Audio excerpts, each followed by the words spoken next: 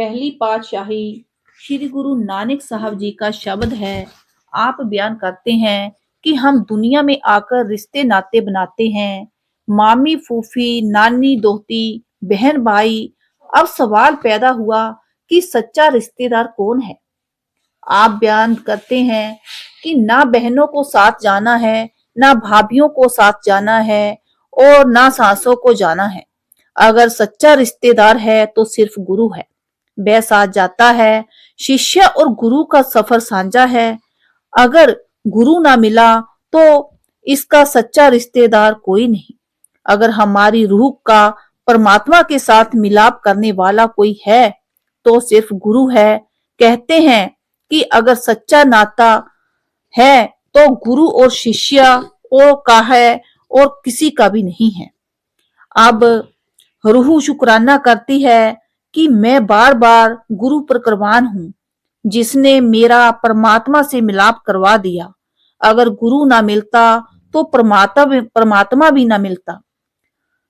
बगैर गुरु के मैंने करोड़ों जन्म पाए। रूह का पति कौन है? वाहे गुरु, अकाल पुरुष। जब गुरु मिला उसने कृपा करके परमात्मा के साथ मिलाप करवा दिया। रूह सुहागिन हो गई। इसीलिए रूह बार बार गुरु का शुक्राना करती है, जिसने उसका परमात्मा से मिलाप करवा दिया। कहते हैं मेरी कितनी ही फूफियां हुई, कितनी ही देवरानियां हुई, कितनी ही जेठानियां हुई, मगर साथ कोई नहीं गया। किश्ती में मुसाफिर बैठे, पार होकर कोई नहीं चला गया, कोई नहीं चला गया। इसी तरह इन रिश्तेदारों में से कोई साथ नहीं चलता। जब तक जिंदगी बाकी है सारे रिश्तेदार है, जब मौत आई तो सारे जुदा हो गए। अगर कोई साथ चलता है तो सिर्फ गुरु चलता है।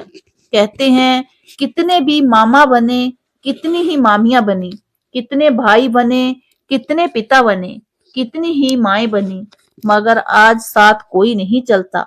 जितनी देर किश्ती में बैठे रहे उतनी देर रौनक रही, जब पार हो गए तो साथ कोई नहीं चलता। इसी तरह जितने भी रिश्तेदार है उसमें से कोई साथ नहीं जाता। अगर साथ जाता है तो सिर्फ गुरु है। अब रूह सखियों से कहती है कि अगर कोई हमेशा साथ रहने वाला है तो हमारा पति वह गुरु अकाल पुरुष है। अगर हम उसके साथ नाता रिश्ता जोड़ लें तो कभी भी बिछोड़ा नहीं होता। फिर कौन आए और कौन जाए। खुशियां है तो वाहे गुरु अकाल पुरुष के साथ है, बाकी सारे नाते झूठे हैं। फिर ख्याल आया कि उस पति को याद करने की ऋतु कौन सी है। फिर आप जी बयान करते हैं कि सारी ऋतुएं अच्छी है, जब उसका आ गया वही ऋतु अच्छी है। अगर बचपन में परमात्मा याद आ जाए तो मुबारक है, जवानी में याद आ जाए तो मुबारक है, बुढ़ापे में याद आ जाए तो मुबारक है। मतलब कि जिस उम्र में भी याद आ जाए मुबारक है। जिस रूह को परमात्मा रूपी पति मिल गया फिर उसे बिछोड़ा कभी नहीं होता। जिस तरह जब मुसाफिरों को दरिया पार करने का वक्त होता है तो मल्लाह पुकार पुकार कर कहता है कि आओ, जिन्हें किश्ती में बैठना है बैठ जाओ, नहीं तो फिर सारा दिन इंतजार करना पड़ेगा। इसी तरह महात्मा पुकारते हैं कि आओ, जिन्हें सचखंड जाना है, नहीं तो जो जो मल्लाह की किश्ती में बैठ गए वे पार हो गए, जो ना चढ़े वे इस पार के इस पार ही रह गए। इसी तरह जिन्होंने हुक्म मान लिया, जानी नाम लेकर कमाई की, अंदर पर्दा खोल लिया, वे पार हो गए। फिर कौन जाए। इसके विपरीत जिन्होंने हुक्म ना माना वे बहीं के बहीं रह गए। कहते हैं तैयारियां और सलाह मशवरा तो सारी दुनिया करती है कि भाई सत्संग में चलेंगे, नाम लेंगे, मिलकर मन में धारण कर लिया, मगर पहुंचता कोई कोई है। जो नाम लेकर कमाई करके अंदर चले गए वे पार हो गए, बाकी सारे सलाह मशवरों में ही रह गए। वह सच सभी के अंदर है, मगर मिलता कब है। जब इसके ऊंचे भाग्य हो तभी इसे निश्चय आता है और जय कमाई करता है। अगर नाम लेकर रख छोड़ा तभी भी कोई फायदा नहीं।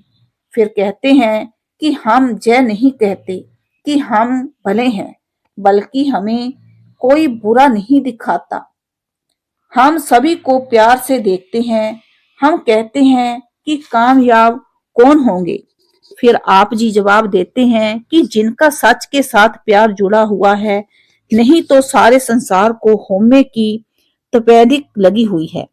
मैं आलिम में फाजिल, मैं गुणी, मैं ज्ञानी, जब तक होमे नहीं मर जाती तब तक स्वाद नहीं आता।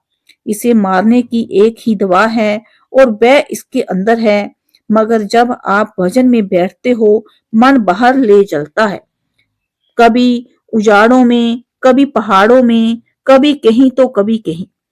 मन को समझाओ कि घंटे 2 घंटे के लिए बाहर ना जाए। अगर बाहर जाता है तो फिर वापस ले आओ, फिर बाहर जाए तो फिर वापस ले आओ। हम कहते हैं कि मन नहीं लगता। अगर आपके मन के बंदे हो, जानी मन का कहना मानते हो, तो जाओ, फिर गुरु के पास आने का क्या फायदा? भजन ना करना मन का बहाना है। मन हमें धोखा देता है, सो मन के धोखे में नहीं आना चाहिए। अब गुरु नानक साहब जी कहते हैं कि जिन्होंने होमे को मारकर शब्द से प्रेम कर लिया, सच्चा सौदा उन्हीं